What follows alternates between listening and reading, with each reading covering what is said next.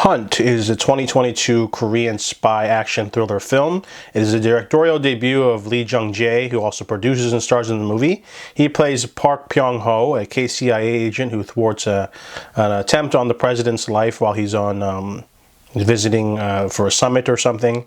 And this takes place in the 80s, so there's a lot of tumultuous stuff going on with military dictators taking over and a lot of corruption in the military taking over the presidency and things like that. So he's tasked with finding, who orchestrated the attack on the president. However, he's also got a rival named Kim, who is basically, they have some bad blood between them. And the two of them are sort of butting heads. However, they're both sort of pitted against each other by their boss to find Dong Lim, who is a legendary North Korean mole spy.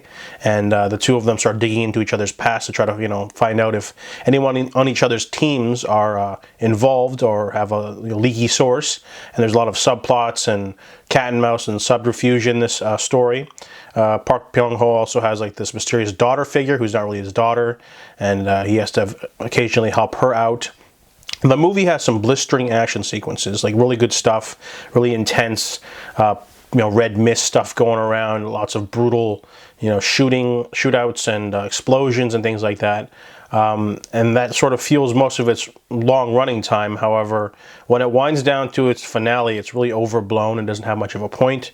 The movie's missing thematic, material or, themes, just something to give it like a whole point. What's the point of this story? What's the point of these two men, trying to, save their own asses and fight for their country? It doesn't really have much of a point. So by the time the credits roll, you're kind of just sitting there going like, why did I watch this? In terms of direction, the movie's okay. It starts off shaky cam, but gets better as the film goes on. I think with future directing projects, Lee Jung-jae could do a better job. It'll only improve from here. This one did have some good action sequences, but other than that, it's just the script was trying too hard to be convoluted and didn't have much of a point. So it was, mildly entertaining, but definitely not one of the better Korean films I've seen.